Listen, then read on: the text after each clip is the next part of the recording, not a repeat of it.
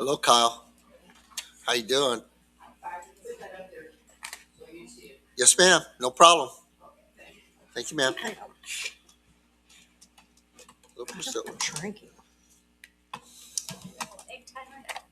Oh yeah, egg timer, Has it timer been there. Has it been there Oh, a couple times? oh yeah. Okay. I'm not a fan of it. It sets too. I'd rather have one there. And I want to get a blinking light. Are we ready? Not yet. Almost. Okay. The live stream is up. Let me get my other one after I quit. Okay. Go. We're good. Go. Okay. It is now 5:01 p.m. and we're going to call this regular city council meeting to order. And we do have a quorum here, but we're going to move immediately to an executive session. City Council will convene in closed session pursuant to the Texas Open Meetings Act, Chapter 551 of the Texas Government Code for one or more of the following authorized reasons. A, Chapter 551.0712, consultation with attorney on a matter in which the duty of the attorney to the governmental body under the Texas disciplinary rules of professional conduct of the State Bar of Texas clearly conflicts with this chapter pertaining to the U.S. Immigration and Customs Enforcement and any other matters which may arise. It is now 5:02 p.m. and we're going to recess into executive session.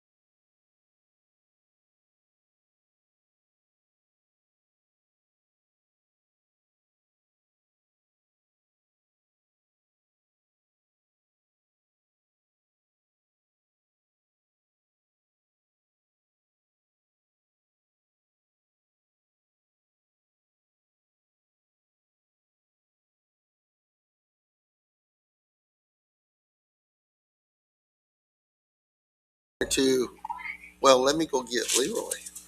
Yeah, Joe, put the he's cover back coming. on the couch, please.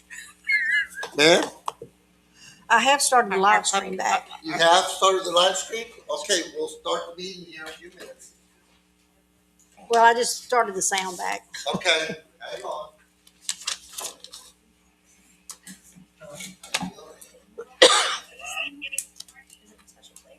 Did you hear me? Put the cover back on the couch, please. Joe, come on. And please feed the dogs. Do you have a Ring camera? Oh, we got a pup cam. Oh. Hi, Odin. Odin's looking for Let's me. see Odin. Odin's looking for me. He just went away. Here comes Loki. See, that's the cover. See, Odin's looking for me. Thor hears me. I put one of those up in the house and had a giant rat show up to it. Remember the rats that I That's caught? right. Hi, Odin. But they weren't inside, they were outside. No, they were inside.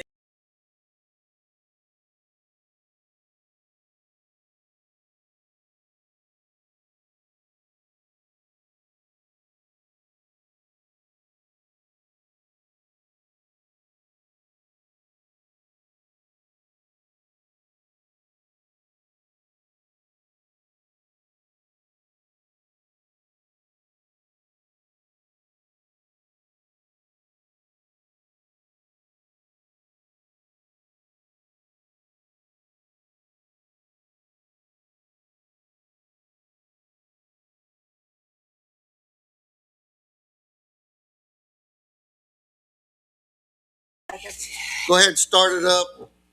Tell me when you're ready to roll. It's good.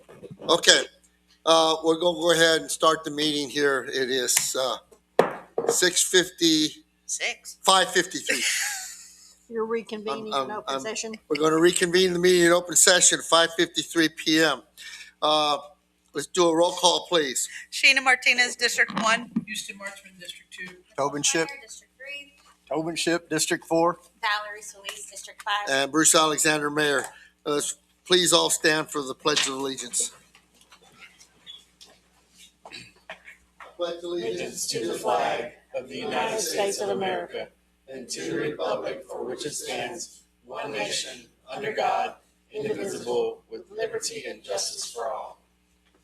Honor the Texas flag. I pledge allegiance to thee, Texas, one state, under God, one and indivisible. All right. If you would please join me in an invocation. Dear Lord, thank you for the opportunity for us all to come together tonight and have this city council meeting. Please continue to watch over each of us and help guide us, the city council, through their comments and decisions they make tonight, and watch over us all and grant us a safe journey home. In Christ's name we pray. Amen. Amen. Okay. Let's move to item 7, which is citizen comments. The city council will hear comments from any citizen or visitor. Speakers must address their comments to the presiding officer rather than individual council members or staff. Stand at the podium, speak clearly into the microphone, and state your name, residential address before speaking. Speakers will be allowed a maximum of 3 minutes for testimony. In accordance with the State Open Meetings Act, the city council is restricted from discussing or taking action on items not listed on the agenda. Action can only be taken in a future meeting. Does anyone like to speak to citizens' comments? Mr. Lee. Let me get my clock running here. I'll need it 30 seconds or more. Good evening, Mayor, Council, staff. Yes. I had some comments on your agenda item, and you all may have already taken care of these. I don't know. I was interested, the counting on item 12B said wording, Robert Lee, 1314 Gentiles. The wording says council may select the director of public work. I don't know if that gave you options or not. I didn't see a lot of descriptions of duties, responsibilities, performance reviews, day-to-day operational responsibilities and stuff like that in the ordinance that was there. Seemed to be a little thin on detail, but maybe you've covered it somewhere else. I also recommend, as we have done in the past, that you make the airport manager a position that is selected by or approved by the city council. It was that way in the past. Some somehow got off on another track in the past. Don't know where that happened, but there have been instances where the city manager directed this airport manager to take positions and voice positions that were contrary to the best interest of the airport and in conflict with the FAA. That's not a good thing. And just like you're doing tonight with Public Works Director, and if you don't, the Secretary and the police, that takes a burden of compliance. Don't have to comply if, you know, the reporting official is somebody else. So I'd like for y'all to consider that. Restrictions on certain streets looks good. I understand the intent. We used to have 4 streets that went to the river that were improved. Some of them look pretty bad now, and that was either side of Kenneck Park, Athens, and Alsace. And some of those have been left untended to, sometimes due to the insistence of the people that lived along there because they didn't like the noise. But historically, there's always been the ability to get to the river. And if somebody wants to put in a kayak or a skiff or something like that, they should be able to drive down there and do that. So I'd like for y'all to consider that. And I agree with the wording that's in the ordinance about unimproved sections of roads, as long as that's what you really mean, unimproved sections of roads. And I hope there's some signage goes up to that effect. And there's a number of roads that have been fenced off and people have cattle running on them or things like that. And I don't think it's safe for a person to go down that road with cattle running loose there. So y'all might want to take a look at those situations so people can get down there. The question then comes in, most streets in Old Castroville are 42 feet wide. I get 10 on my side, the other guy gets 10 on his side, or lady, at least 22 feet in the middle. But if they're unimproved, who's responsible for maintaining that middle 22 feet? If it's full of trees and junk and stuff's falling down, it's not the property owner according to the ordinance, it's city. And so whether you all want to take a look at what that means and what you might do in those situations, that'd probably be useful. Community center policy, I noticed it was going to be closed on all the major holidays. You might think about the fact that that's usually some of the times you get the most demand. Go ahead. I know it's not for me. Go ahead. That is, but go ahead. And so whether you want to add a sentence in there that said, on approval by council or something, may consider on opening on these days if there's, reasons that you guys agree to, and charge an additional fee for that. I think anytime you have that somebody in that building using it, someone from the city needs to be on hand. I really think they do. And I'm missing a Chang that you might think about putting some hooks up unobservable on the ceiling so people that might want to hang banners or flags or other kind of things like that, there are already attachment points up there. Advisory boards, in the past, we frequently have trouble, even if we open it to the world, filling all those positions. And so something to think about. I know that the wording in the agenda item talks about able to spend city money. Well, of course, they're just advisory boards. They don't spend any money. They just leave the decisions to you to get the information, and they're there to do background work. So might want to think about, are we cutting people off that we really think would be valuable to the city the way we have asked to, or what's worded in the proposal for you guys. If a subdivision comes into the city, it does not come into the city, but it could be in the city, they don't pay property taxes, would you let those people, because they get a utility bill, serve on a board and commission? They couldn't serve on a commission, but they get served on an advisory board according to your criteria, even though they don't pay any taxes that would support the library, the parks, or the airport. Something to think about that. I know you had some reference ordinances in there, but I didn't see an ordinance in the package that was proposed to replace the 2 ordinances you want to remove. Okay. As far as, you ready for me to hang it up? Wrap it up. Okay, last item is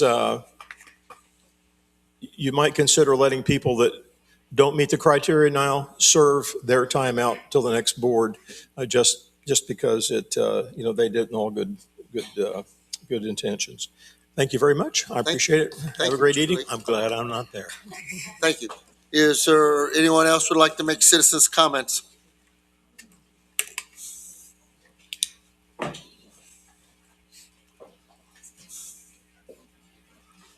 Kyle McVeigh, 307 Madrid. I'm here because of your item 12G, I think. It's about reducing the size of the HLC to a 5-member board instead of a 7. My concern is why? Why do you want to do that? Our ordinance only suggests 5 members on a board. It doesn't say there's any limit for how many you can have. That's an excellent board now, and you have good people serving on it. They're qualified. They have the interest of Castroville Historic Preservation in mind, and so you'll be eliminating 2 of those people. And I go back, why? I mean, just to have a criteria of saying, well, we have 5-member boards all the way across. I see no reason for that. And I see no reason when you have people that want to serve that you're denying them the opportunity to serve. Thank you. Yes, ma'am. Is there anyone else who would like to make citizens' comments? Okay, one more time. Anyone else like to make citizens' comments? Hearing none, we'll close citizens' comments and we'll move on to the consent agenda, which is the minutes for June 9th, 2026, special call meeting. And that was our budget workshop, and the minutes for June 9th, 2026, the regular called meeting. And there's no comments. I'd entertain a motion.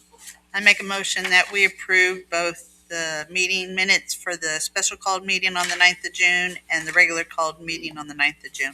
I'll say. Motion made and second to approve the consent agenda, which is the minutes for those meetings. All in favor? Aye. On opposed, same sign. Motion carries. Okay. Let's move on to mayor's report. Well, you have the executive session. Oh, excuse me. I'm sorry. It's okay. Thank you very much. The consider possible action resulting from matters posted and legally discussed in executive session. There were no decisions and no actions coming out of the executive session. And let's move on to the mayor's report. Okay, let me see some. Nope. Okay. 4 items. Just going to talk real quick. City administrator's position. Just for y'all that may not know, and I believe everybody probably knows this, but just to confirm again, on Tuesday, June 9th, Mr. Scott Dixon resigned his position as the city administrator for the city of Castroville, effective immediately. City council then, he resigned during an executive session. City council then took action in open session to officially accept the resignation. In accordance with the Castroville Code of Ordinances, as the mayor, I appointed our city council, our city Castroville finance director, Leroy Vidalis, as the interim city administrator pending city council action.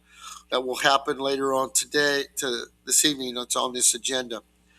Project status updates. Typically we'd have a city administrator report. Hope to have those coming in the next meetings. I just want to touch base on a couple projects that I talked with Public Works about. The street paving project that was previously approved by council was done in the subdivisions, the Westheim, the Country Village, the Alsatian Oaks. That is scheduled for completion. If not completed today, it should be completed this week. Okay. And the other paving and reconditioning projects that council approved will begin very soon. Pretty close? Well, that's the one we were going to talk about. Okay. Anyway, both projects were approved by council using a total of up to $650,000 of general fund reserves without the need to raise tax rates or issue additional debt. City council will consider additional paving and reconditioning projects in the next year's budget cycle. And we'll talk more about that as we go. The budget process, we just had our fourth budget workshop today to complete the initial council workshops on the general fund. We will begin work on, we'll be doing the airport fund on Thursday and beginning working next week on the enterprise fund. And again, anyone that wants to be involved or have any comments on that, we're welcome to it. As far as the general fund's concerned, we have a lot of work to do, but the goal is to develop budgets that do not require any increase in taxes, any increase in utility fees, and any need for additional new debt. The last thing I want to point out is citizens' involvement. There was a discussion as far as boards and commissions. Every board and commission the city has, their terms expire in June. So we're in the process of probably the next meeting, reappointing or appointing people to fill those positions. There are many, many, many open positions in every one. I mean, a lot of incumbents, but there's a lot of open positions, including alternate positions for virtually every board. So I would encourage anybody in the public that hasn't already signed up for it, please do so for council to consider. And as always, if you members of the public, if you have any questions, concern on what's going on in the city, please reach out to your respective council member or myself, and we'll either try to get you the answer. Actually, we'll get to the right staff person and try to get you an answer to try to address all your concerns. Maybe not the way you want them, but at least the way what the city's doing and why we're doing what we're doing. And I want to thank everybody for being involved in that, and I wish people would become more involved. And that's all I have. Let's move to item 11, City Council Liaison Reports. Start with the Airport Board. Councilwoman Martinez. At the airport met on the 2nd of June. They approved their April meeting minutes because they didn't have a meeting in May. They briefed about the brass hangars project. Engineering and site planning are being worked. The gentleman that came to the airport in April with proposal of possibility of building hangars, once complete, they would either sell to the city or individuals. But we haven't heard back from them on that. And we also asked them about if they're interested in doing a STEM hangar. Haven't heard back from them on that either. The idea, after 25 years of somebody building a hangar out there, after 25 years, the hangar would then belong to the city. Airport layout plan, Chuck recommended running the idea through TxDOT FAA to get a feel on potential approval, possibility putting the ball fields back on the master plan for the airport. But I have follow-up with that because we had a meeting, Leroy and I had a teleconference with Ben Breck, our TxDOT FAA rep, and I have that after this meeting. Airport manager position, Mike retired the 15th of May. The plan is Mike has been hired back on a month-to-month basis to work 10 hours a week to help with administrative stuff.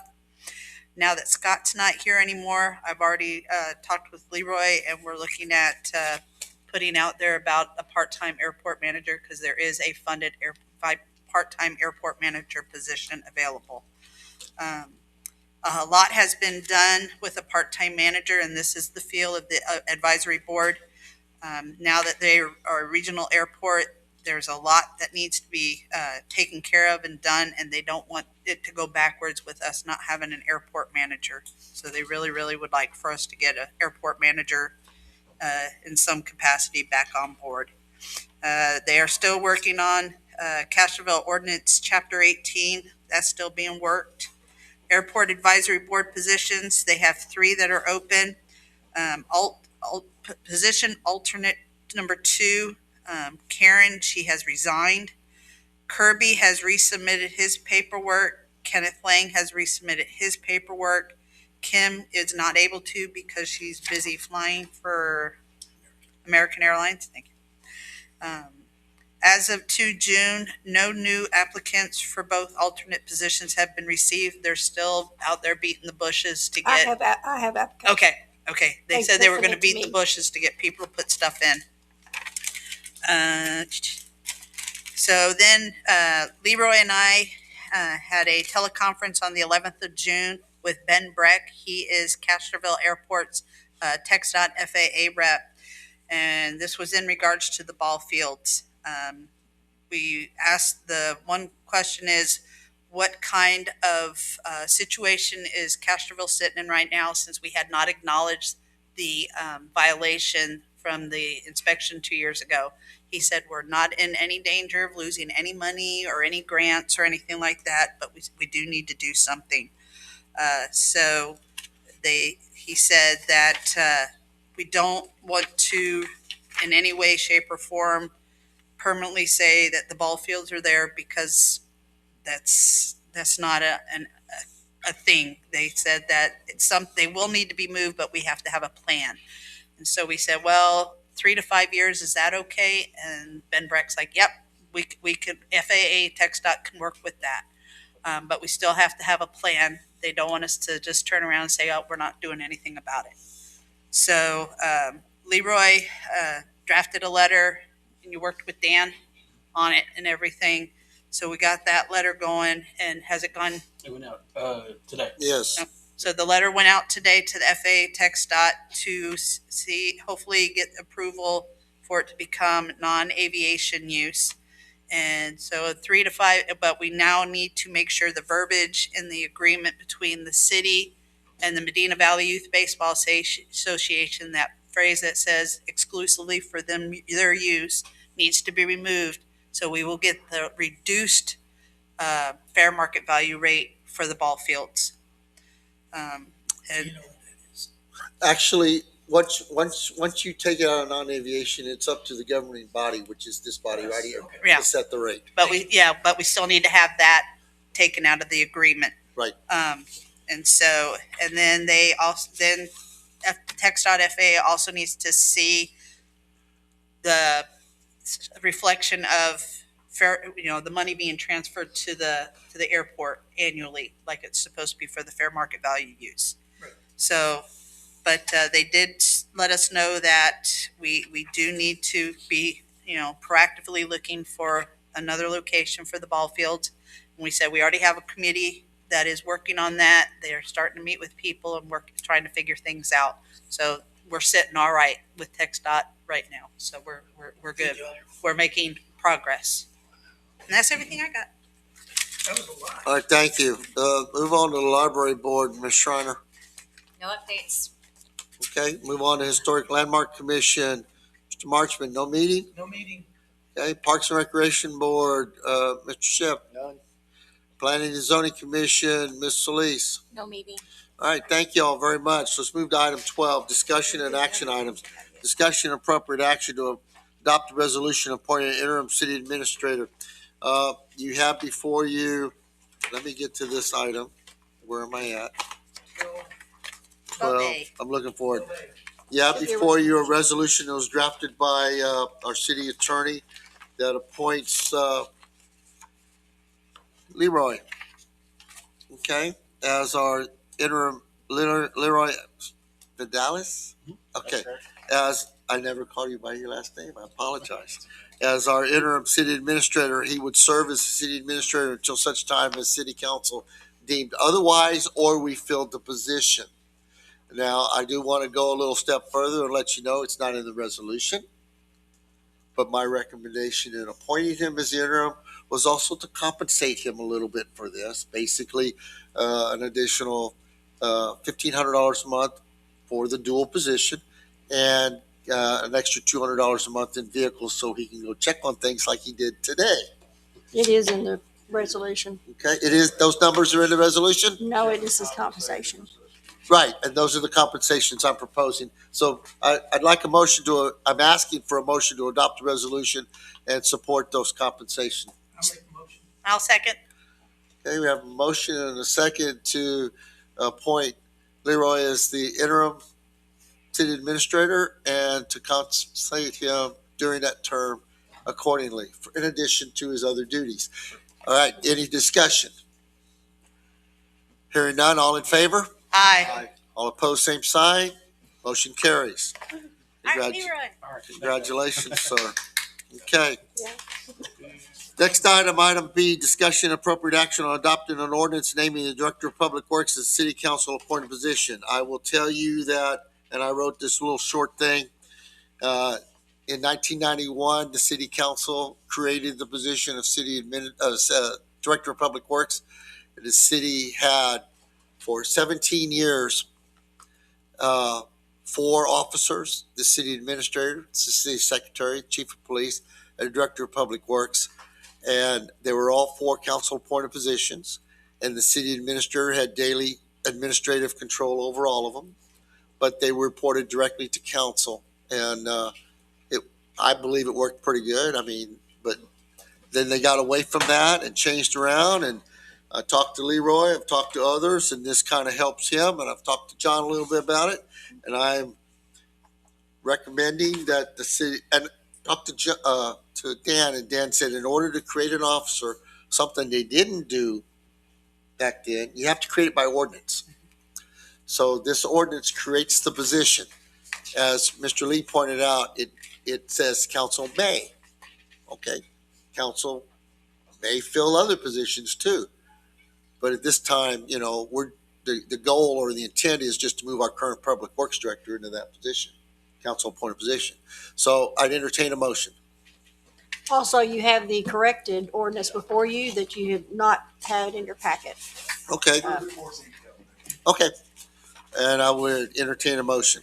Mayor, I anticipate coming back in a few weeks and then you adding, this is what the public work director's going to do. The duties are not. His job description? Yeah, that's what I envision.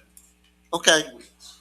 Well, okay. So Well, we figure out exactly what all he's going to do. well, he's going to do the job he's been doing right now. I know, but we want to, we'll come back. In detail. But in that ordinance, it says the duties should be attached, I assume, Oh, we have to attach his job description with that? to make it clear. Yeah. Okay, we So, can I'll make attach a that. motion to adopt an ordinance naming the Director of Public Works as City Council appointed position.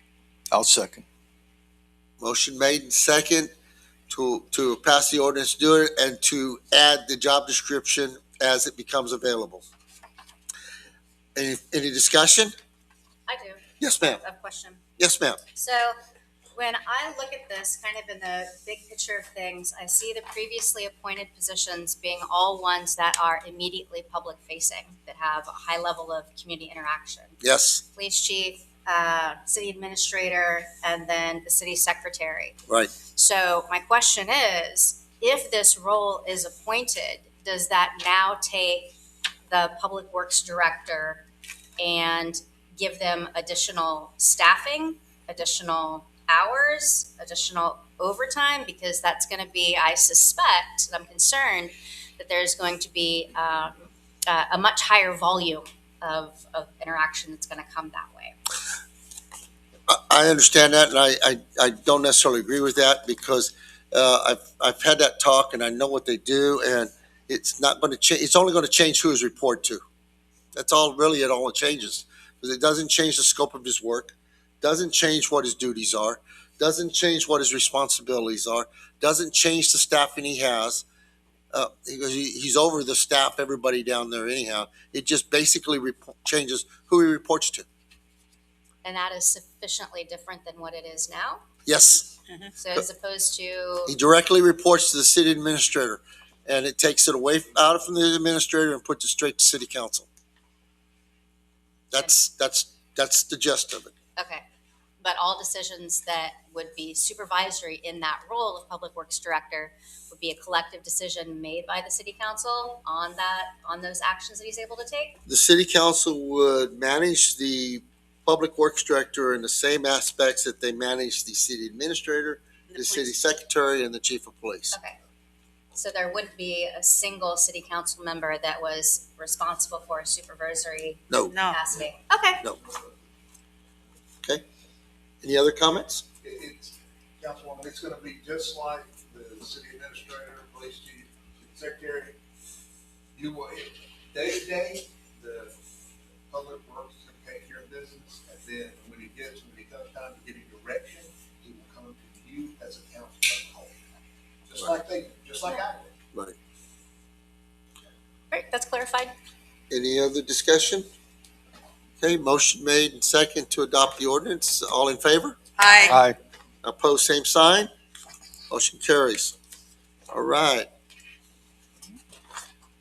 Item number C, consider and take action regarding an ordinance amending Chapter 106, Traffic and Vehicles by adding Article 9, Restrictions on Certain Streets to prohibit vehicle traffic on designated unimproved roadways within the city of Castroville. This first came to city council last August, maybe even July. A few And years ago. And actually, if you went back, it probably first came to the city 30 years ago.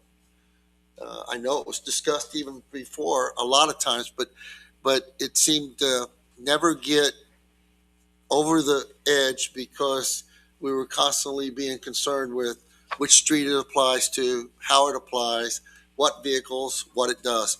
When we talked about this and gave the direction last summer, it was directed, and it was a council action to direct this to be prepared. It addressed all motorized equipment, not just a car, not just a truck, but a four-wheeler, a golf cart. It's not permitted on an unimproved paper street. In other words, a street that's not been developed as a street or maintained as a street. So you take, for example, Cross Hill. You don't think of its streets on there, but they're all individual lots like everything else. Okay, it prohibits vehicle traffic on unimproved roadways. So it's not just the roads going to the river. It's the roads in the elementary school campus. There's roads. They're public streets. The buildings are built back from those. There's roads in the cemetery. There's roads in other places besides just to the river. So it's addressing all the roads that are unimproved for vehicle traffic. Now, Mr. Lee brought up an issue about people using those roadways for private. Well, I would hope they wouldn't be, because it doesn't deny foot traffic from anybody going down those right of ways to the river. And if somebody's got them fenced off, then that would be an issue for the police department. I believe this ordinance also addresses signage for the roads too. That would basically, it stops where vehicle traffic goes. So council went through this a year ago. Council directed the administrator to draft an ordinance. It's one of those that didn't get done. We've drafted an ordinance. It came the last council meeting. I pulled it because I believe there were some corrections on some of the streets. You'll see some were added, some whatever, because we went straight by a map and listed them all around the city. So I would entertain a motion for this ordinance. I'll make a motion, Motion to approve the ordinance? Okay, and then we're gonna discuss it. yep, we are. But I just laid it out. Now, I'm looking for a second so we can open up. I'll second. All right, we have a motion and a second to approve the ordinance as it's presented. Any discussion? Oh, yes. Go right ahead. All right. Who wants to start? Go ahead, Sheena. All Ms. right. Martinez, go All ahead. right. So looking at this list, the first one right off the bat, Alsace Avenue, from the intersection of Alsace Avenue and Washington north to Ranchero Street. Mhm. That's Dr. Best's field. There's That's no the- street. Yes, there are. There There are are, platted streets in that. Yes, ma'am. because you would never know. Those are platted streets. Okay, so what about the But they're second? fenced off. They're platted streets. Okay, so what about the next one that goes, Chateau from that that crosses Garza Creek, that is a platted street. going across Garza That Creek? is a platted street. Yes, Really? ma'am. Yes, ma'am. Okay, all right, never mind. Just, So, I got a question then. If it's fenced off, It's his property. yeah, it's his but he property. doesn't own the street, That's correct. so he can't fence it off. I Well, didn't. it's I didn't. outside, I city did. limits. I Yes. did. Which property are you talking about? Dr. Best Field, near River Bluff? That is in the city limits. That's original plat of the city. No, It's that one county property. is county property. Well, I'm Yeah. sorry. but- The property you're talking about, Ranchero and Chateau, Oh, I don't know about that. down on Geneva Street, or you're talking about the property on Houston Street? It goes behind his medical building. Oh, I don't know about that. Okay. Yeah, right there. That's not, Right. that's not where the streets are. But this is where the property is. Look. I know, This is Mesa Best, and these are streets. This is Alsace, this is Ranchero. That's a street. I'm not talking about this. That's a street. That's a street. That's a street. okay, well, it doesn't interact. That's why I'm asking the question, because people are gonna ask me. I know. Ranchero and Chateau streets are part of the platted streets. Okay. So Mayor, for the people at home, y'all just got up and went over and pointed to a map. We pointed to a map of the city limits that showed where the streets are. Yes. Yes, the gentleman they referenced owns different tracts of land, and one tract of land, I agree, that is not in the city limits, but the other tract of land is part of the original plat of the city. Oh, that answers my question. Thank you. Mr. Marchman, I'm good, thank you. Ms. Schreiner? This does give me a little bit of immediate pause, since the thing that we just approved was council giving direction to Public Works, which involves streets. And I think this is a pretty immediate example of taking some time to make sure that it doesn't end up being messier than it needs to be. Okay. Because we did just take a couple of minutes and have to get up out of our chairs and go and look at a map, because there was disagreements about fundamentals of what's in the city, what's in the county, and what streets are platted and which ones aren't. Yes, ma'am. Yeah. Mr. Tobin? In the event that some, possibly a couple of streets are used as driveways, how are we going to address that? If the roadway is improved, it's a street. It's an improvement. There is. You gotta remember this. No one singly has the right to a city right of way, and unlike other properties that you may move property lines and kind of take an adverse possession type approach, you can never take adverse possession against a sovereign. So the city right of way is the city right of way is the city right of way. And if you as a property owner adjacent to it choose to improve it to be able to access your property, well, you've just improved the roadway for everyone. Mr. Attorney? That's correct. Thank you. That's correct. Now, what we're doing is, if you take some of the roads that may have been done that way, but then it's closed off, it's closed off for vehicle traffic beyond that point. Correct. Yeah. But up until that, where it's closed off, where the improvements are done, that's public access. So property owners that have improved these locations Yes. have improved it for general purpose use. I'm going to say they've improved it in the public right of way. So yes, it's Okay. yes. They can't adverse possess it, you can't take it from the city, they improve it from. Gotcha. Okay. That's it. That's all I got. Ms. Solis? Yes, so the list of streets here, Yes, ma'am. have we confirmed, double checked, triple checked that these are all the streets that we will be? If you'd like to, we can take time to do that, but I went through the map, every single map all the way around town. Okay. So I would welcome anyone else that wanted to look at those. And then enforcement of signage or putting signage, Public Works would probably have to install the signs? Absolutely. Okay, do we have signs on order, or is that something that? I Public don't Works- think there's any being ordered because we don't have an ordinance. Okay. Fair enough? Sure. So once we do the ordinance and everything, it goes into effect, what, 30 days? Because it has to be published. Right. We have- Published. Once we publish it, and then they get the signs up. Okay. And then enforcement is on code compliance, correct? Actually, it's part of the traffic stuff, so it's kind of like a joint thing. Okay, okay, It's a police department issue. okay. Okay. Any further discussion? Okay, we have a motion to approve the ordinance as written, and we have a second. We're going to call for a vote. All in favor? Aye. All opposed, same sign? Nay. Okay, motion carries 4-1. Thank you. Now we're going to item number 13. Is that it? Or 12F? 12D. 12D. 12D. See, I'm getting way ahead of myself. 12D. Discussion and possible action on requesting an inspection and re-rate of proposed weight limit change to Young's Crossing Bridge.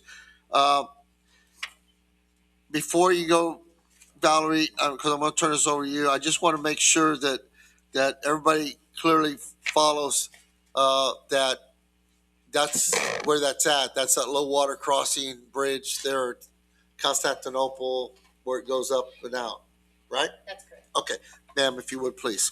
So lately, we've seen higher usage of Constantinople down Young's Crossing to get to Lower La Crosse Road from 18-wheelers that are using that route to go to the data centers back to Lytle and Natalia. And before I carry on, I do want to say thank you to the police department, because when the concern was made, they did pull over several 18-wheelers that day and didn't contact the data centers to let them know that that route was restricted for 18-wheeler use. As well as Public Works for moving the signage, better placement on top of the hill and cutting down the trees so that citizens can see the sign. So I appreciate that. So obviously with the increase of use of those type of vehicles across that crossing, my concern is, what is the classification of that crossing? Is it a crossing or is it a bridge? And then of course, I believe sometime last year or 2 years ago, an inspection was done on that bridge. Okay. And so I was just curious to see if city has the outcomes of that inspection and what's the rate in which we have to re-inspect. Okay. It's my understanding, and I don't know, I'd have to ask if there's any documentation, but I did receive a call from Mr. King, former Councilman King, and he did reference that they did some bridge inspections before, and that TxDOT had told him, now I don't know if we have documentation on this, but this is what I'm getting told, that crossing does not meet the criteria for a bridge, so they don't consider it a bridge. They consider it just box culverts or a crossing or what have you.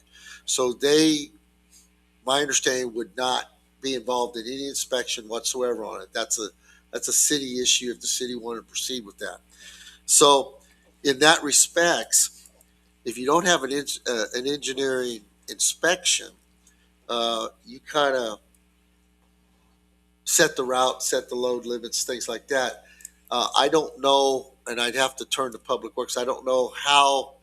I know it's got box culverts in it. I think they're stacked, but what the size are, what the load ratings are, and then you can come up with a load rating number if you wanted to do that. Bearing in mind that it's the only other crossing of the river the city of Castroville has.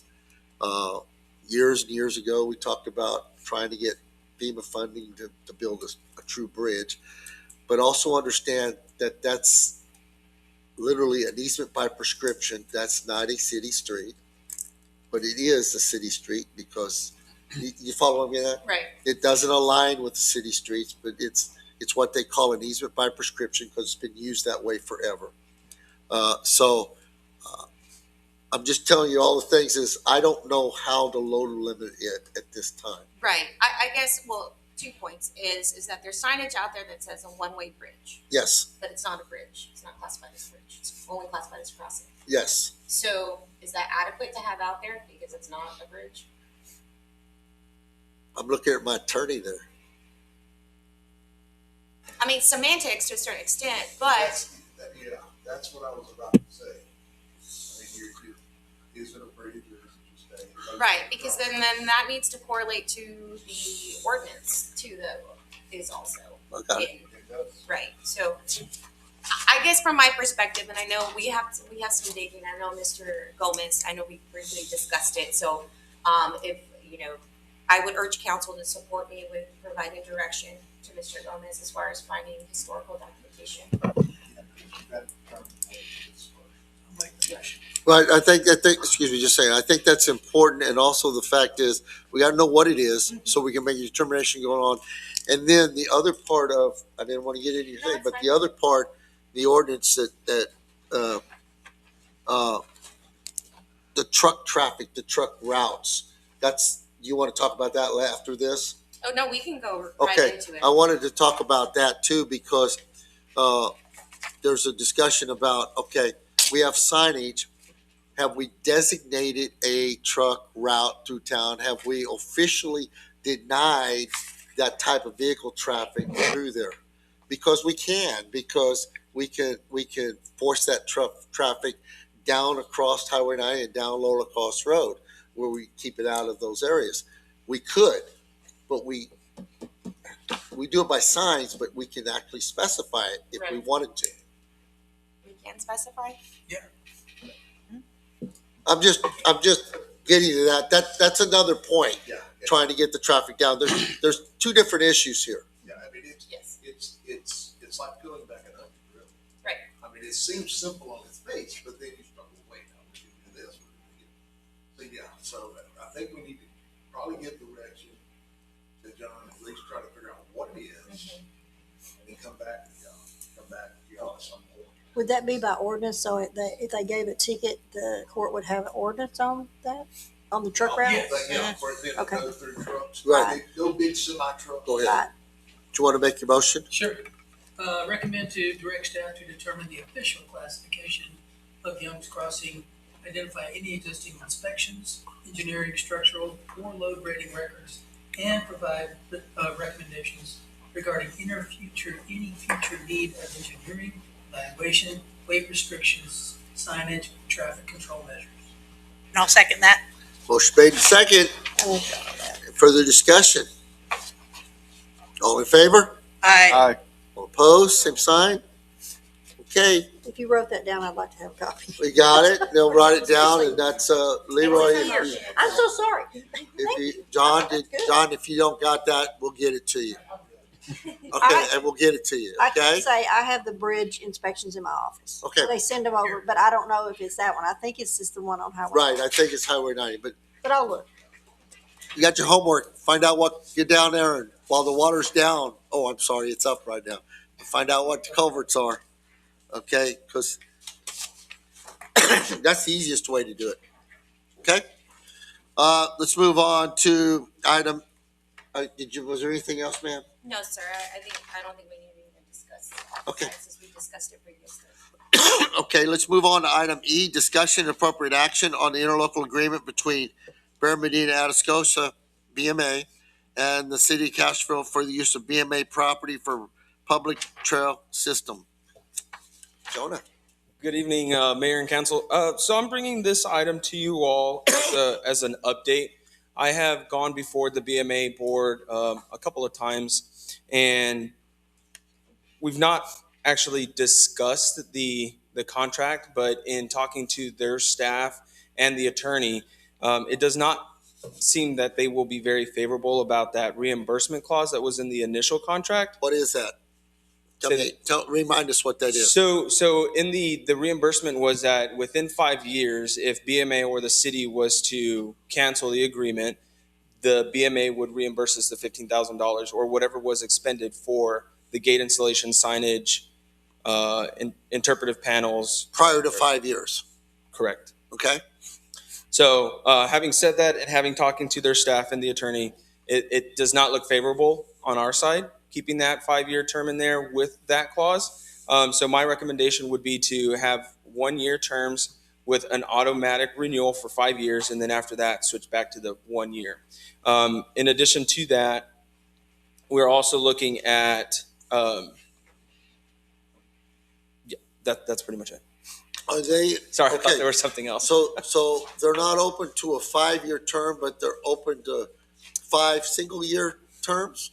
They have not, the board has not told me directly. I'm going based off of what BMA staff and the attorney have told me. The So, operations gentleman, manager? yes, and the office manager, Bonnie. both of them.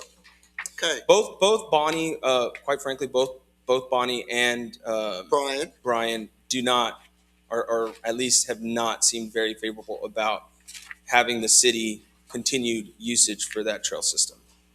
But it does seem like the directors are open to continuing that partnership. Okay, but you haven't been before the board to We talk have- about it. We have been before the board. And you haven't brought this up? We have brought this up, but the attorney at the last meeting, the attorney did not have an opportunity to review the contract in depth. So he recommended that the board table the item. The board still had discussion. And during that discussion, I think the only director who had comments was Director Hitzfelder. Is he against it? He was against it. Okay. His comments were that the city is not helping patrons in the park.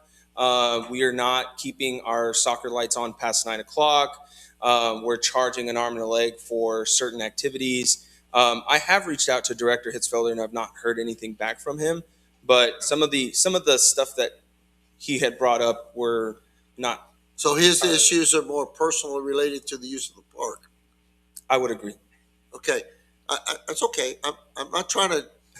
They have the right to save their peace. Absolutely. My concern is if we put $15,000 into a 1-year agreement, there's nothing to stop them from canceling it 1 year. And now we've bought $15,000 worth of gates, and we're done. We surrender it. I agree. Okay. I don't know about y'all, but I would not recommend we agree to that at this time. But go ahead. Yes, ma'am. So without the gates, it's my understanding that the gates have historically been there because they create a barrier to the trails that actually go through that area. And not having an agreement with BMA would substantially reduce the number of trails that people have access to. Is that accurate? So yes and no. So the gates themselves basically are the property line for the parks department. So I should say regional park. Regional park uses BMA Canal as a connection trail on the top. So basically I think there's like 6 or 7 trails that connect, and we use the canal to connect those different trails. The 2 gates that are on either side are basically the property line. If you go past this gate, you're not on regional park property anymore on both sides. So the automation of those gates was in the original contract 20 years ago. My understanding is that automation was put in, but was never maintained by the city. And that's kind of where BMA is really hesitant on continuing this partnership because I guess the city didn't do their part, BMA didn't. It's a back and forth in that sense. So the gates are there in lieu of the fences so that way there can be access to maintain that trailway? There are gates there, and the access is more for BMA. City will go up there to do routine maintenance, whether it's sign replacement, bench replacement. We had a tree down the other day, so we went up there, and it's easier to go on the canal versus walking all the way up from the bottom of the park.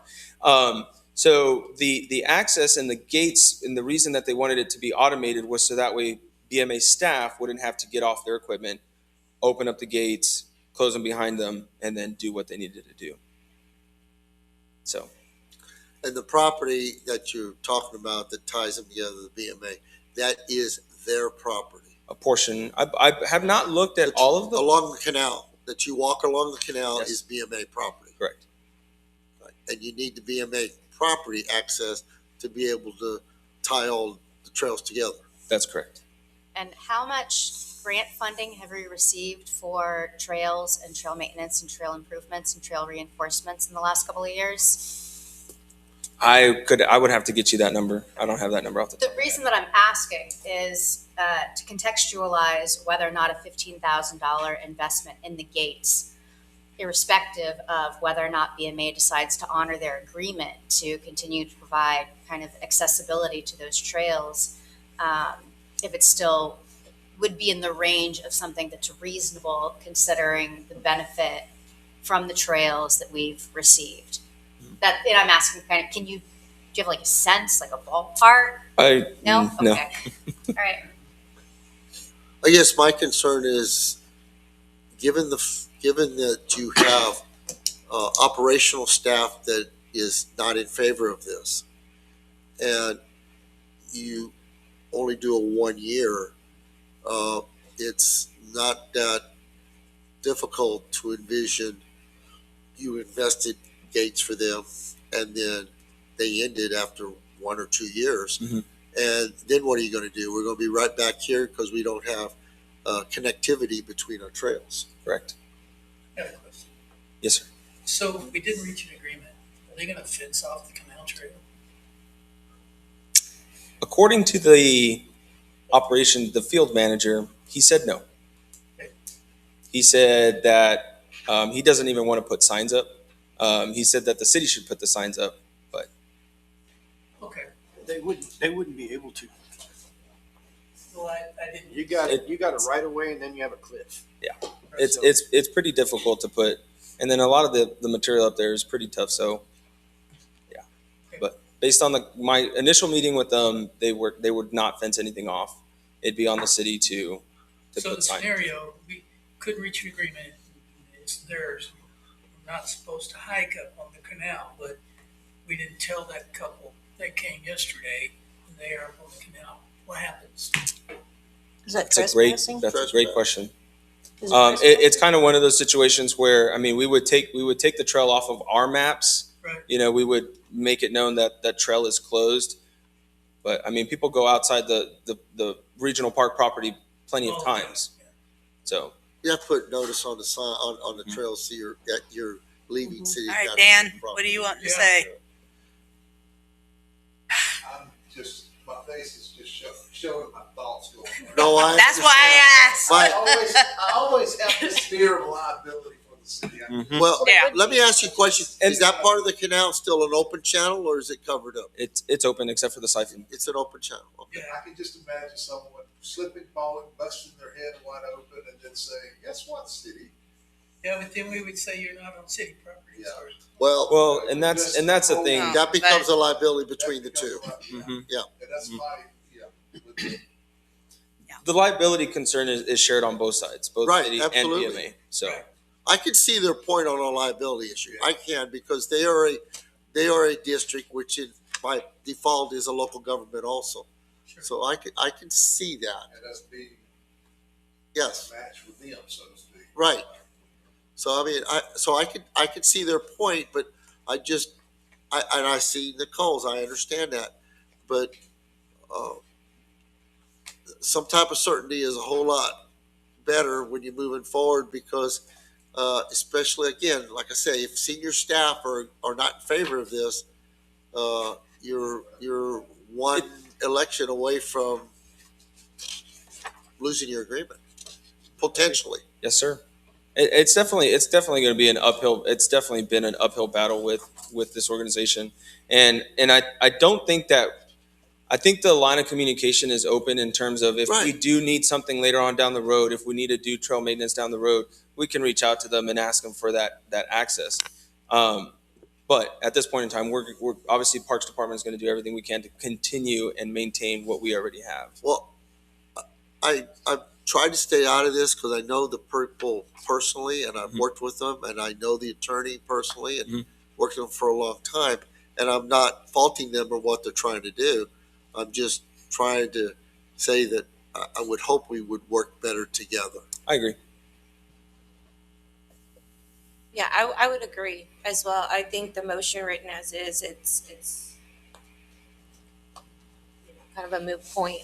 But I do think there needs to be further discussion because, I mean, their concern about us backing out is the same concern that we have with them, that we're going to back out, right? And it seems like there's more personal emotions involved versus the betterment for both parties. And so I think further discussion is needed before voting. Yeah. I don't think the city, this is my opinion, I don't think the city would have an intent in backing out of any of that because we utilize that as part of our stuff. So it's a matter of the city trying to make them comfortable and working with us. So I don't know how to get past that. So would council like me to go back to BMA with the original contract and see what the directors would like to do versus based off of the conversations that I've had with their administrative staff and the attorney, and then come back and present whatever the directors? I'm not opposed to you putting yourself as the middleman, so to speak, and kind of write down exactly, have them write down what they're looking from Okay. the city. Okay. So that we can discuss. Yeah, I mean, the city would, in my opinion, would love to make a long-term commitment, but the ball's in their court. Is that fair? Yes. Yeah. Do we need any action on this? Okay, No, I will take it back to them. all right, Thank you. thank you. All right, let's move on to item F, discussion appropriate action on approving a community center policy. Before we go on, I just want to make a few comments on this one. I would assume, actually, I'm not going to assume, I'm just going to say I believe this probably went through the park board. Yes, it went through both And- Friends of the Castroville Regional Park and the Park Board. The park board is the advisor to the Correct. council. Yes. So I would support that. Thank you very much. But I don't know if anybody else does, but I have a few questions and comments on it. But,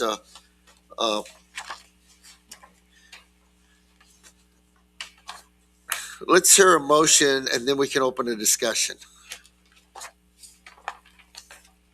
Or would we rather just have a discussion this time and hold off on a motion? Yes. Yes. Let's have a discussion then. Okay. I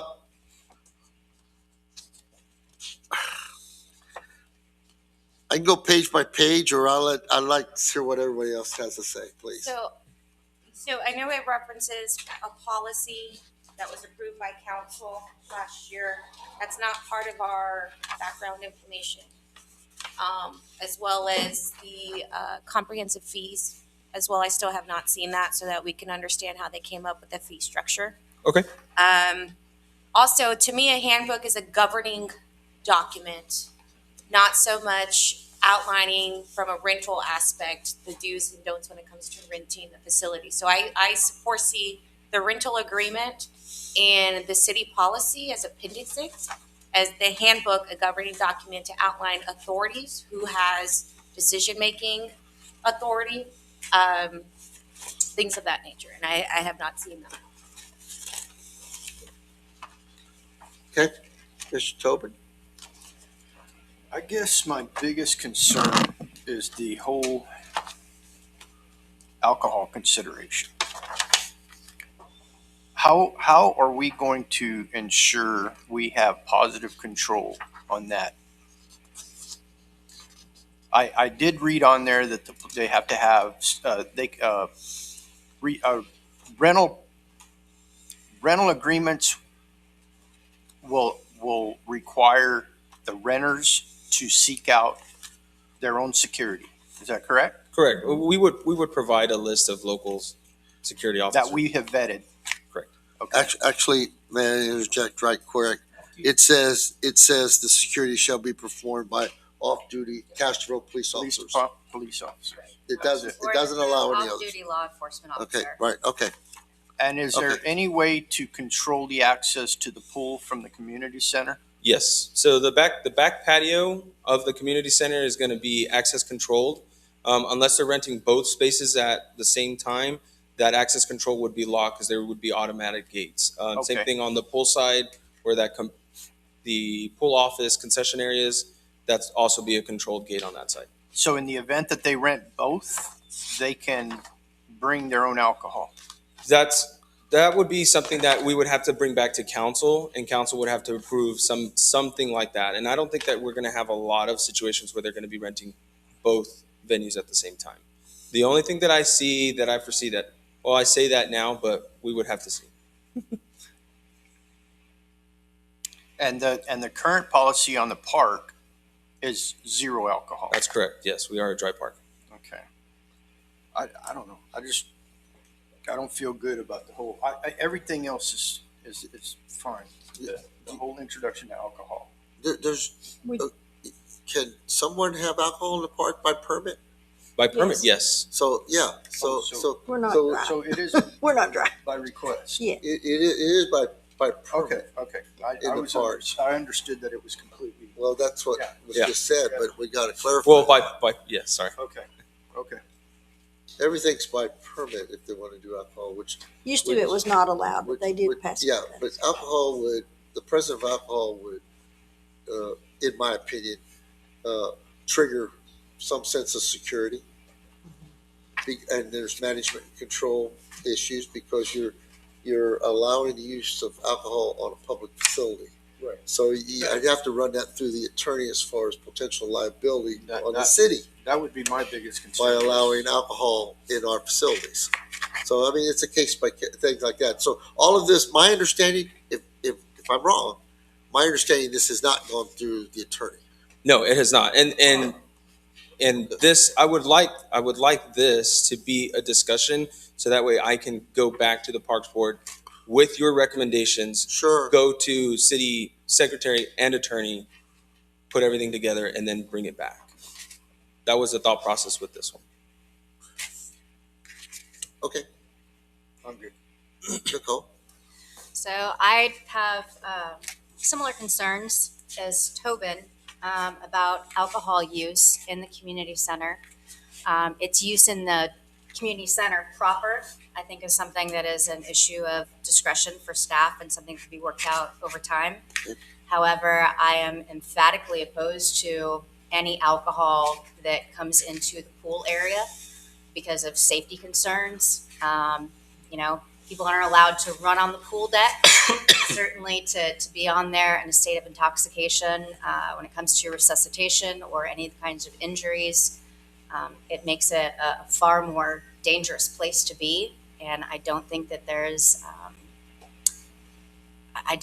a great value to it. So as things proceed along, that's the thing that I am concerned about the most and would be the most objectionable to.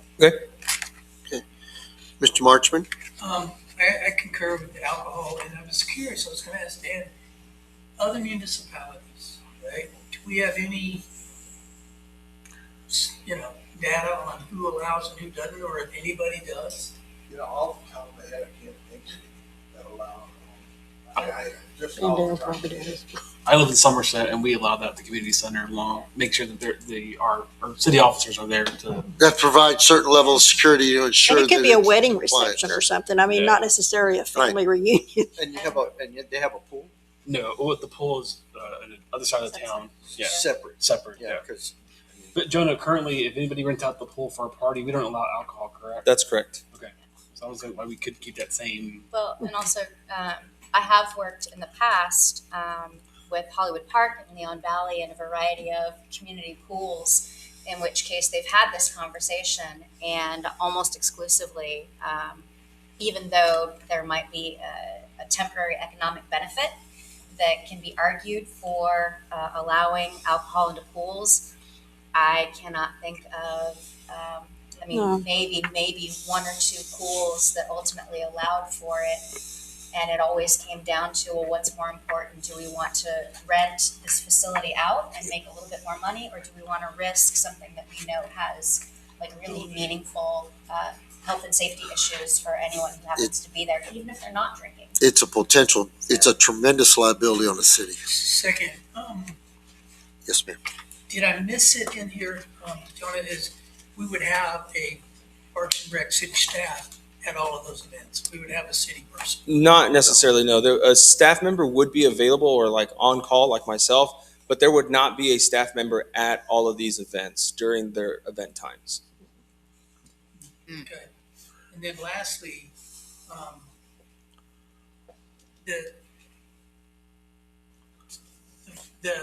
for charities, right? Mhm. So we weren't gonna charge anybody, the nonprofit, anything? That was the plan. I mean, council obviously can change that. We can. Is that in policy? The policy that was approved by council last year? Where can we find the policy that was approved last year in reference to the community center? I don't think Have we to had do a one policy. because We don't we have didn't have a It's part of the community center comprehensive up fee and running. schedule. There's no policy on that. Correct. Yeah, this This is a brand new document for us. So I'm gonna have to go back and research the policy that it's referencing. That way I can see what the context of that is specifically. And then also on the comprehensive fee schedule, I was on the Parks Board at the time when Yeah, that but he came said out. charge. And and I don't think that it was intentional by any stretch of the imagination, but the pricing was set in accordance with what council wanted to do, and by the time that the Parks Board got the information on it, it's kind of like that ship that already sailed. Sure. So there's an action that council did take in reference to the fees. Regarding the fees, yes, that was adopted. Well, that was the other Yeah. thing is, okay, so even in this handbook, it's, okay, this is primarily the rec center area, right, in the kitchen. Mm. But what if somebody wants to rent out the conference room or just the kitchen itself? Right. And then you have mobile food vendors. I mean, specifically in conjunction with the community center, it's kind of like what yeah, it's just, the structure is just a little bit messy, and I don't see that information in here that needs to be in a handbook, that there definitely needs to be clarity. Mr. Markman, do you have anything else? Well, yeah, I was confused because the nonprofit rate in here, so you're gonna charge them, but then the others, I thought I read there was no charge for nonprofit. On page Page 55. 55, there's $400 a day, Yes, yeah, I see the rental rates. but then I don't know where the other one went. But I can research and see where the Okay. discrepancy is. thank you, John. Thank you. Ms. Martinez? So same concern about the alcohol. Huge concern, I feel heart of hearts that we need to have a body there in-house. Because who's gonna lock up the building? Who's gonna make sure that there's no damage or anything done when these people are done with their events? Mhm. I really have heartburn with that. That's a huge thing. I mean, we just have this brand new building built. We need to at least have one warm body in the building. And police. Well, they can be on call though. Okay. But I mean, we really need to have a body there, and that needs to be delineated in the handbook, because this is a handbook for the staff. That way they can turn around and say, oh, okay, well, and maybe look at, a schedule of 1 week, this person's the person that'll be at the community center for events and what have you. Then for, the renting, are these rates, and I agree with what Valerie, one of my other question is this rental for just the multi-purpose room? What about the conference room? People are going to want to rent that too. Mhm. Then how do our rates compare to other rental locations in Castroville, outside of Castroville? Okay. It's Okay. there's a lot This of is all good information for me, so that way I can What- come back and yeah. I mean, because and I mean that with all honesty. I mean, I need to come back. I need to do a little bit more digging on some of this stuff, unmessy it, and then that way council has, all the Yeah. answers, because we did not talk about having a conference room rental. So if that's something council would like, then we can add that into it. Well, you'll have people ask though that Well, want to do and I offsites think- and what have you. And I think my thought process and that of the boards was, I don't know if the airport conference room is rented out, It is. so Mm-mm. No, It used to not be, no. That's No kind one of- gets I'm the not- money. But I That's think kind of some of where it we- is what's the use, what's the purpose of the Sure, community center? sure.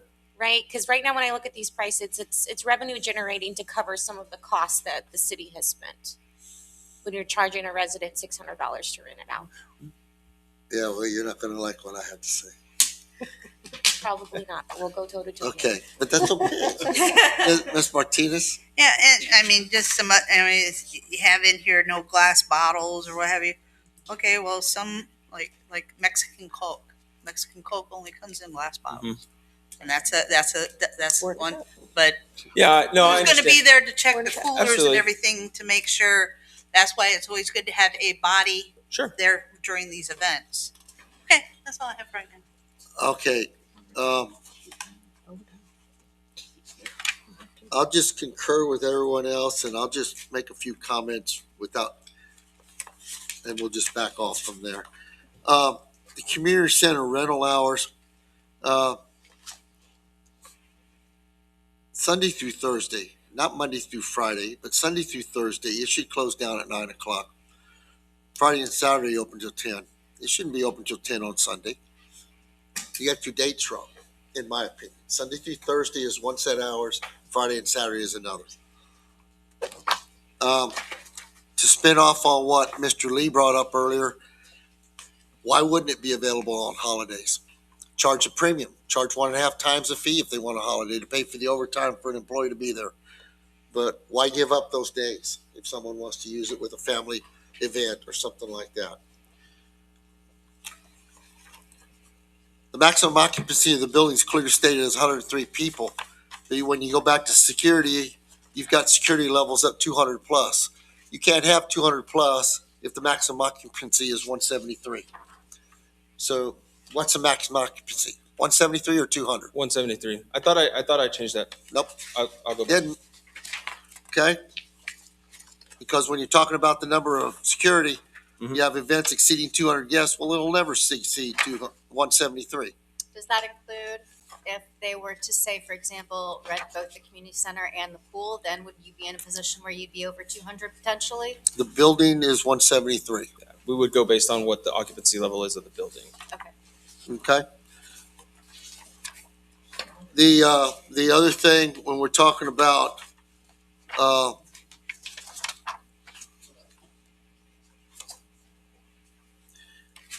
when somebody reserves it, do they have to pay the fee, or they just call you in and put it on a calendar and hope they show up and pay a fee someday? There should be a reservation fee. Agreed. Paid up front. Now it can be refunded if they cancel the reservation, but in order to reserve a spot, there should be a fee paid in advance, a reservation fee. Okay, it can go against the rent. Sure. But it locks down the reservation. Okay. Any music? Page 55, there does say security deposit. Okay.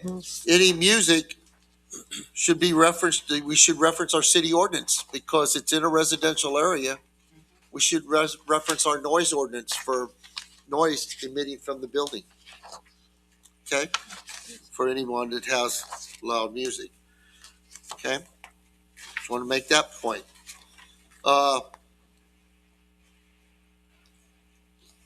Here's the one that I really go back to with your rates. I'm just going to make a general statement on your rates. A daily rate, we can argue about the amount of money. I got it. But you realize on Sunday through Thursday, that building's open available for use for 13 hours.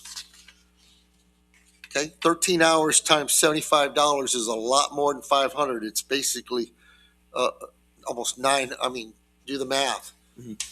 That's $800, and you cut it to 5. So I think you need to get a little closer than that if somebody wants it for the full day. Okay. I'm not advocating that amount of money, but I'm saying there should be a maximum amount.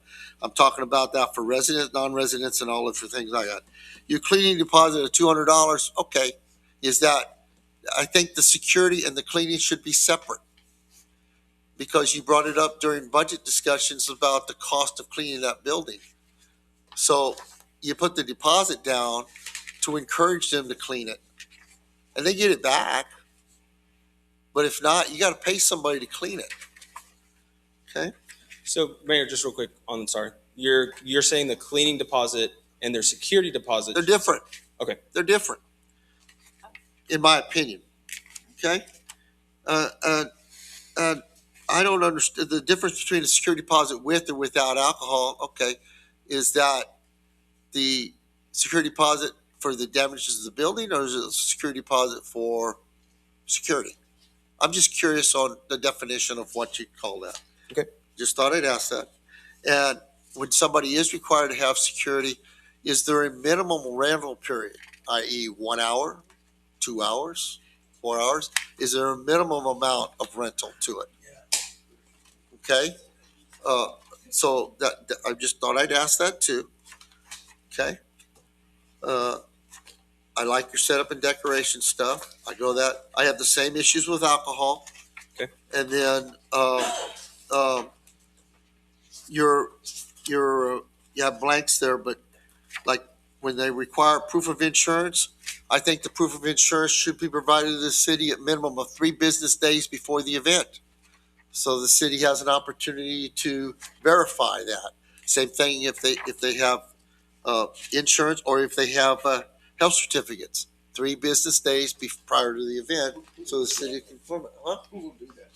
Who will do what? Who will review I would hope that they would either be done by the person responsible for taking these events, Mr. Jonah, or if not him, it would come to City Hall and go through the administration or somebody And that's to do why that. authority should be listed in the handbook. Who's Right. the approving Right. authority? And I know, Mayor, yourself and Councilwoman Schreiner both stated that there's no policy for the community center. Can we look into creating a policy Absolutely. to provide a framework for Jonah? Because this is a lot for him to understand, because the handbook should be derived from the actual policy from the city. And I think part of it too is, and I completely understand the questions that come out of the review of this, but I'm also a little concerned that we're suggesting making changes without having had asked the Parks Advisory Board why they made these decisions. I don't know exactly why it's from Sunday through Thursday or it's Friday and Saturday. I don't know, like, the decision on $500 a day versus $75 an hour. But I think before Sure. giving directive, we should definitely get their input, because I suspect that they spend a tremendous amount of time putting it together, and we don't want to. True, but I would think that document would be given to Jonah to provide to council, right? That should be a deliverable from Parks and Rec. I don't to do think- I don't think we're at the point we're giving directives on what we do. We're just saying these are some of the questions That we have. that we have. Well, you did To go say back that and Sunday address. through Thursday was a mistake. I believe it is. But I think it would be appropriate to then say, why is this going from Sunday through Thursday? We would usually kind of expect to see it in this Sure. way. Well, it's So- in one respects in the front page of this where it stipulates the hours, the facility information and hours. It says Monday through Friday and Saturday and Sunday. But when you go back to the rental paper, it says Sunday through Thursday and Friday and Saturday. So they conflict. So, and I think, conflict. and again, sorry, I don't want to cut it. No, that's okay. But I think She makes a great point, but I just want- and the feedback that I'm getting is good for me, because to Mayor's point, the park office community center rental hours say one thing and the rental rates are different. So just making sure that we're all on the same page in terms of this is why this is this way and this is this way. Right. Makes sense. So like to Mayor, Saturday and Sunday, 8 to 10 p.m., Monday through Friday, 8 to 9. And then the rates have Sunday through Thursday, Friday through Saturday. Well, one of the other things really quick, and this is where I just want to ask, and I'm asking you, and maybe take this back to the park board, and maybe they don't have access to this information, but some of the things in there, they need to match with city ordinances. They have to match with city policies. Okay, so they need to match up because it is a city facility. And for example, this is a small thing, but it could be a big thing to people. Smoking, vaping, or use of tobacco products anywhere inside the facility or on the premises is prohibited. Well, it is true, but if you read back into the city's policies, it's prohibited within 50 foot of any opening into the building. So it doesn't prohibit you can't smoke in the park. You can't smoke within 50 foot of the doorways, for example. So Not in the building. that's a little thing, but that matches with city policies is what I'm trying to get at. Is this a policy or a handbook? Because it's confusing on your agenda. It's a handbook. It's a guide.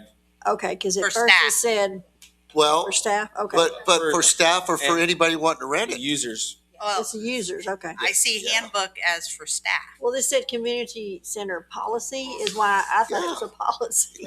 That's why I was like, So, okay. but now we're saying that there is no policy. So No. before Parks and Rec Advisory Boards goes and kind of tries to update this handbook, we do need to come up with a policy Yeah. as a governing framework for them to. I think go they've done great. It's just we need some tweaks. Right, we're here to help them, and For the horse. we need a city policy for these. We're putting the cart before the Yes, horse. thank you. Yes, that's what I think Jonah needs. Yeah. Yes.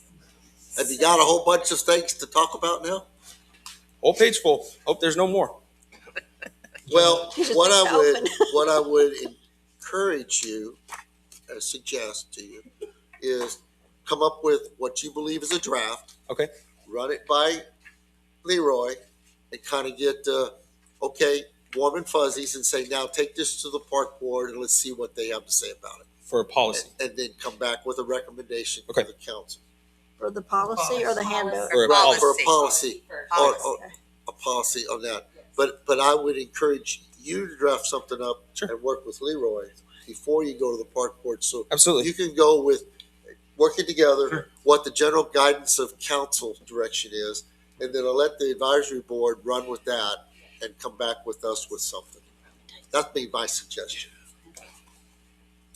Yep, yep.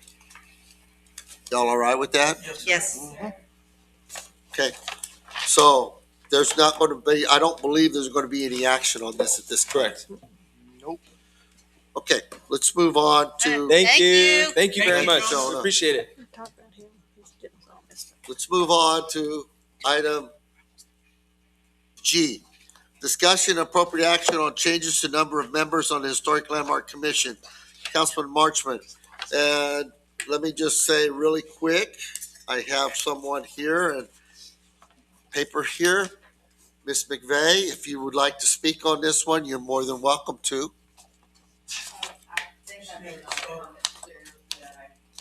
Okay.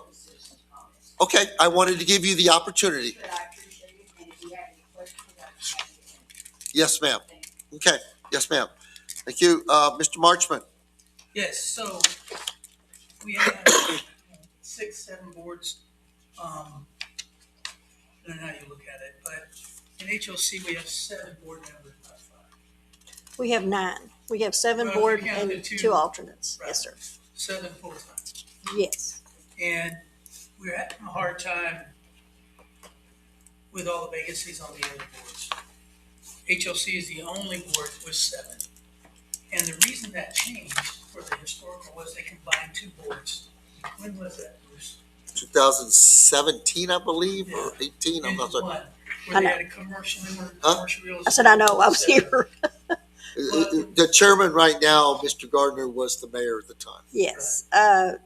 They combined the design review board Uh-huh. and the HLC. That's correct. Yes. Right. To make one. So we have HLC sitting over with 7, everybody else has 5, and we can't fill those 5. Everybody's having a hard time getting volunteers back in. HLC, I served on it for 8 years. It will function fine with 5. And the intent of this is not to take people off of HLC, but to spread the love to where if we have volunteers that can fill in on parks or fill in on the airport or fill other places, we take the pressure off. And it's, you can volunteer in other boards that need it. That is the point. We don't need a 7-member board. My only, I'll think on this, is because the other boards, if you want to make them uniform, would be 5 full board members and 2 alternates. That would make up the total of 7. That way it would be in line with all the others. And that way you wouldn't have to worry with the extra 2, because this board has not had 2 alternate positions on this. Now, whether or not the other members, I mean, it depends on what you do. If you decide to do it 5 and 2, you would have enough members to fill that. Depending on those members that you're wanting to, if you change and say just 5 members, those other folks may not want to be on other boards. That's the only thing. I mean, you can say, would you like to do this? But if they haven't put their And we application need to for give it. other people opportunity to be on HLC too, because we. Well, there is have- criteria for that board and the P and Z and then the zoning board of adjustments. They have to meet certain criteria. So that's the 3 boards that they So do. that's the point, is try to give uniformity. It doesn't require 7 people to function. It needs 5. And that's what I brought it to you, because it's finding volunteers. Oh, and that said, Fiorella Friday, which is next Friday, we'll have a table set up looking for volunteers for all boards, again, in front of Ron J. Shop. Okay. Anything else, sir? No, sir. Okay. Ms. Martinez, did you want to comment on this? No. Okay. Ms. Schreiner? I do. I have a question. So are there people who are currently of the 7-member makeup on the HLC board that have said, if we go down to 5, I would like to be on a different board and I would willingly go there? Haven't asked. No, as of right now, our boards are, of course, there's certain ones that's came up for, they're staggered Okay. each year. So And so we have applications right now that we waited because of this being on here and the next one. The next meeting, we will have the applications that I have in my office for all the different boards that have come up. But I And guess so- my point on that one and asking that question is, if there are people who are willing to go and volunteer and be on different boards and the HLC board is full, then they would naturally just go over to a different board. That's the thought. And so reducing the HLC board from people who have been dedicated and who are invested in it seems more of an unnecessary thing, especially if there's an opportunity to continue to have a 7-member structure, just in a slightly different fashion with like 5 and then 2. Yeah. I disagree with that. That's okay. Anything else, ma'am? No, I mean, I just, I understand. I look at it and I just don't know how effective it would be in achieving the goal. Okay. Mr. Chip? No, sir. Ms. Solis?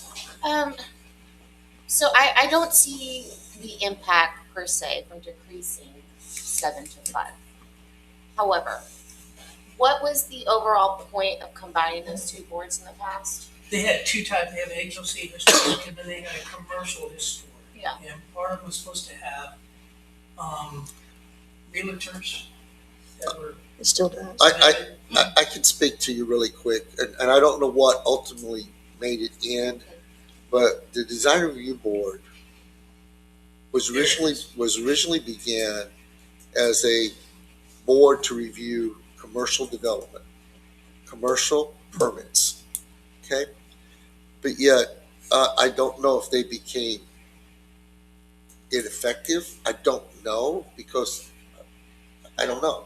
But it was 9 years after I left when they did away with it. Obviously, there was a reason to do that.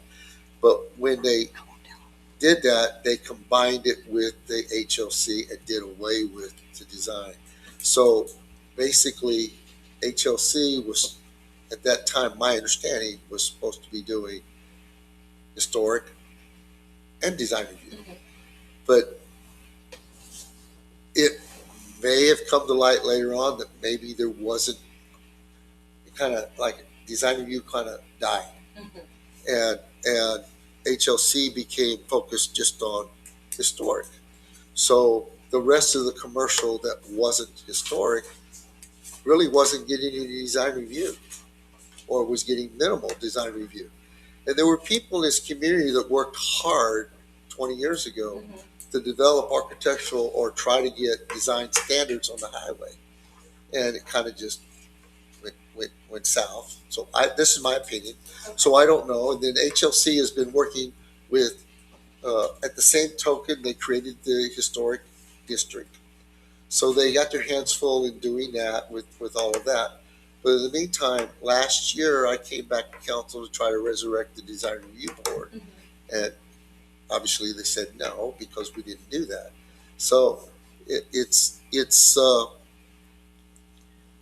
is a lot for one board when you deal with both issues, but that's not the issue on the table. Right.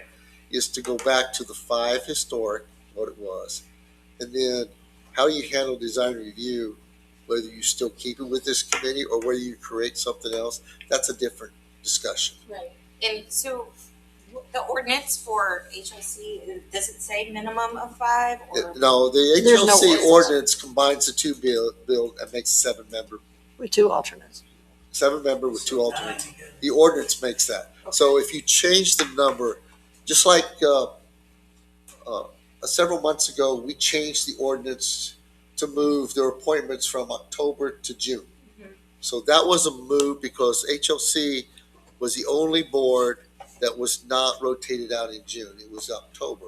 So we changed that ordinance to make all of them roll in the same time frame.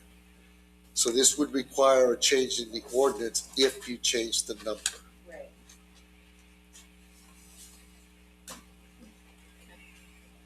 Any other questions?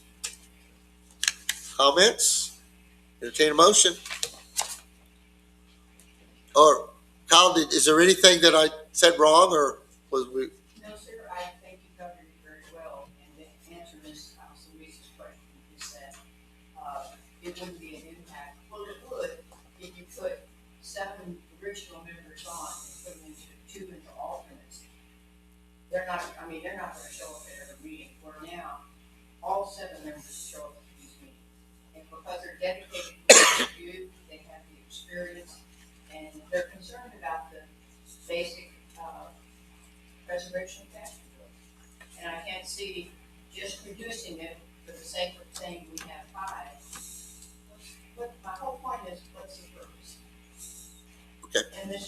And that's why we're suggesting it to you.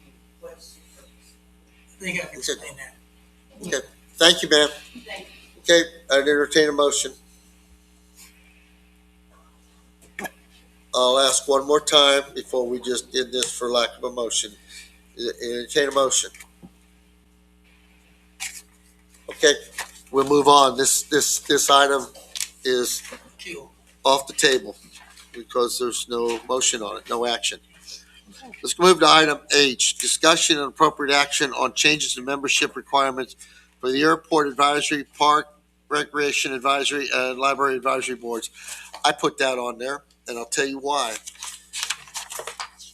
The Park Recs, when it was first created in the Park Board, it was a regional park board. Regional park was very clearly stated, it doesn't involve just the city, it involves others.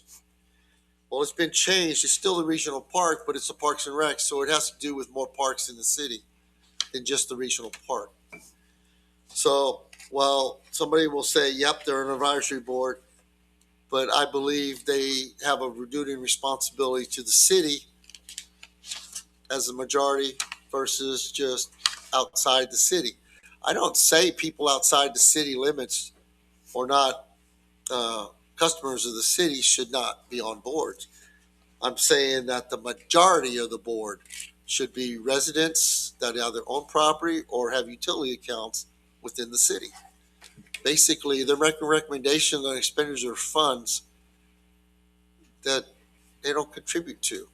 And I say that, I know that's kind of harsh to say, but you could have your best foot forward and best thoughts, but I don't think, just like city council, everybody has to be a resident of the city. I'm not saying every board member has to be a resident, but I'm saying the majority should be. That's my opinion. May I tell you why they changed it from regional? Just because? Yeah, go ahead. Well, we had the Sports and Rec Board at the same time. I know. They could not keep members on that, and so, and Regional Park Board dealt with just Regional Park. And so when they merged them so that they could be, for the Lions Park and others coming, they renamed it to. Yeah, there was arguments for years that Regional Park Board, but different people thought, well, what about Houston Square? What about September Square? And it kind of fell back to the Park Board, but the Park Board said, nope, we don't deal with that. So they got lost in the shuffle. Yeah. And I know that. Yeah. So I understand the Parks and Recs Board, and I got it. But if it was just the Parks and Recs Board and it wasn't regional park, we wouldn't be having outside people on it. They'd all be residents, and we know it. Because the only reason they're outside resident people on the Parks Board is because of the regional park. And for the most part, on that one board, they happen to have more. And that's that. And the Library Board, yes, there's a requirement for a student member, which we haven't had in a long time. There's a requirement for people be in the Medina Valley School District area. I'm sure we are. But I still believe the majority should come from residents of the city. And the airport, there are people that live in this community that know about the airport. They know aviation. There are multiple retired military people that spent their career in aviation. I support who we have, and I understand, and I'm not trying to run anybody off, but I don't believe tenants should be on boards. And I believe the former mayor that was here speaking earlier actually had a document at one time that said tenants shouldn't be a chairman or shouldn't be there, the majority shouldn't be. So I don't support that, but it is what it is. And I think the majority should be out there, either residents of the city or directly related to that. So that's my opinion, and I'll open it up for any other discussion. So I don't mind the majority of the membership to be residents of the city, but I would like to see if we can clarify with primary residents within the city of Castroville, because you could have those that just have rental. That is true. So I referenced people that own property and or pay a utility bill. Because I was trying to be as soft as I could, But I'm fully supportive as a primary residence in the city of Castroville. But that's up to y'all. So I'm not opposed to that, but, and completely acknowledge by kind of putting more strict parameters against it, that obviously there is that there's gonna be that discussion as far as expertise Mhm. or the loss of expertise. Sure. Knowledge or whatnot, but at the same time, that does not prevent anybody to come before council to ask as well. That is correct. And all meetings are open to the public, and it doesn't prevent anyone from coming in and providing support, criticism, or otherwise on any decisions or discussions before the advisory boards, just like city council. That's those are my comments. Mr. Chip, I'm good. okay. Ms. Schreiner, Well, in the interest of disclosure, were this rule to take effect, I would not have been able to serve on the Parks Board for the several years that I did, and I wouldn't be sitting here right now either. I am very much in the process of, I grew up in Castroville. I came back to build a business here. It is true that I am not in a position yet where I own my own property or own my own home. I'm certainly working on it. And, you know, I look at this and I look at one of the things that I consistently hear from people in the city, which is there is a wide opportunity and a much desired opportunity to have more people be involved. And I think that this this ordinance here basically takes away the value of being a citizen in the area, and instead says it's more important that you're a property owner, even to the extent of within our city's own policy. In not all renters even have the ability to sign up for a utility. It may be under their landlord's name exclusively because of a city policy that happened a couple of years ago. And also you run into an issue if you have a household in which maybe you've got multiple people who are living there, but only one is on the utility. Have we now rejected all of those people who don't happen to be on the paperwork, even though they're actively engaged and want to help and volunteer with the city? So I suppose I'm concerned about the value of it long term, and yeah, so that's where I'm at with that. okay. I'll let me clarify something. Yes, I wrote it out to be a property owner or a utility ratepayer, but I will yield to the position that you just made. A resident of the city takes priority over anything, and whether you own property or whether you pay a utility bill, you have to be a resident of the city to serve on this council. And so all I'm saying is a resident of the city. Let me quantify that. There's no ordinance been drafted. This is a proposal that if council concurs, then it would be turned over to the attorney to draft the appropriate ordinances to make this. So the change in it is obviously a resident of the city. Within the city limits.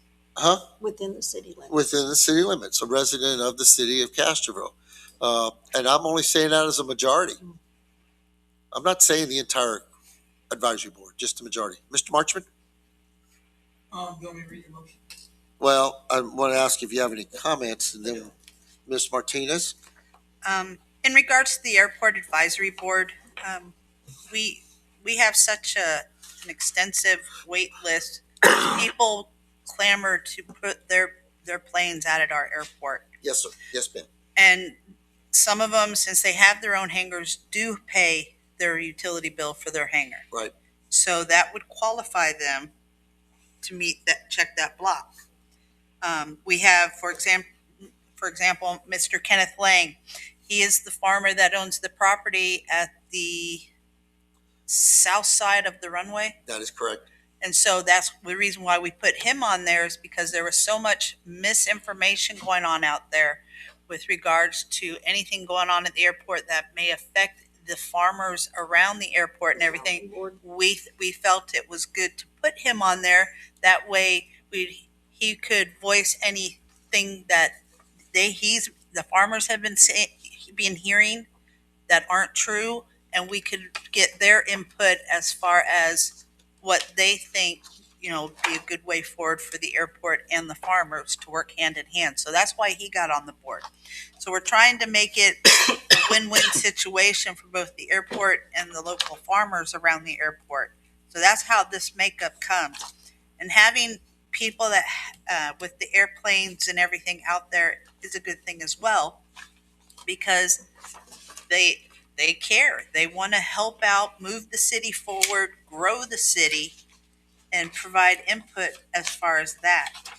We did have Karen Feifel. Yep. Was on the board as an alternate. Right. So that gave a citizen who came forward and said, "Okay, I want to be on that." So she was an alternate. So we're open to anybody and anybody to be on the airport board.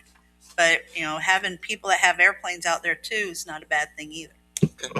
Well, in the past, we could not. When I first came here, I think it was probably 2 years where they could have a meeting. Tenants, And we couldn't find anybody that wanted to do it, and so that's when they changed it Right. on part of it. Now, So- Mr. Lang, in response to that one, Mr. Lang, I know him personally. I know their property. I know the issues. And I think he served on the Joint Airport Zoning Board. He was part of that And group, part of yes. that process that when previous council ended that, but yet we directed it to be restarted back up, and we're still waiting on that. So we can work on that. But yes, ma'am, thank you very much. All right. Anybody want to make a motion or Sure. let this roll too? Go ahead. Make a motion to require that the majority membership of the airport, parks and recreation and library advisory boards to the city council are residents of the city of Castroville that either own property within the city of Castroville or are a utility customer of the Castroville utility system beginning effective June 30th. So you're. We have to have an ordinance first. We're going to direct the orders, but basically, let me make sure I understand this correctly before I call for a second. You're saying that they either have to be a resident, own property, or have a utility bill within the city of Castroville. That's what he just said. That's what it says. Yes. Yeah, that's what's up for grabs. That means they could be a member of San Antonio. If If they they pay a pay utility utility bill. bill or property tax or a resident. So you put the three qualifications. Which is basically what you have now. Not necessarily. But everybody, is there a second on that? I'll second that. Okay. Motion to second to move forward and direct staff to draft an ordinance to change the makeup of the airport, parks and recreation, and library advisory boards, that a majority membership shall either be a resident, own property, or pay a utility bill with the city of Castroville. Motion made and second. Okay, that was read differently from what, so you're saying a resident, Is that what? property owner, or utility customer, is that what we're saying? Because that's not what was read originally. Yeah. That's what the motion was, correct? He said resident, and then he added property and whatever. With the motion. Houston, what is your motion? That's what I heard. So it said residents either own property within the city of Castroville or utility customer. Yeah, that's all three. So, So you're going by so you this. can't be technology. a resident. So if you are a resident, but you don't own property or have a utility bill, you're out. Is it, That's the way that it's written. Okay, owner of property or a utility customer. Majority membership of the airport, parks and recreation, and library advisory boards to city council are residents of the city of Castroville that either own property within the city of that the way you Castroville read it? or are a utility customer of the Okay. city Castroville utility system beginning effective June 30th, 2026. That explicitly prohibits people who do not own property and whose name is not on a utility bill from serving on a board. So that should be four. So there was a second made, So we got amended. yes. Hang on. Well, you need to Hang vote, on. correct? We Or got, what? You're gonna have to vote on this. Yes. That can withdraw it. It's gonna have to be voted up or down. Mhm. Then you can do that. All in favor? All opposed? All Okay, that one failed. Now, right, now he can resubmit. No? how about this? I'm gonna ask this. I'm gonna make a stab at this. I'm not making a motion, I'm suggesting. A resident of the city of Castroville or a property owner or a utility rate payer for the city of Castroville. Majority of the makeup of the boards be one of those three criterias. Okay, resident of Castroville or A property owner within the city of owner of Castroville property. or a utility rate payer within the city of Castroville. or That would be the majority makeup of those three boards.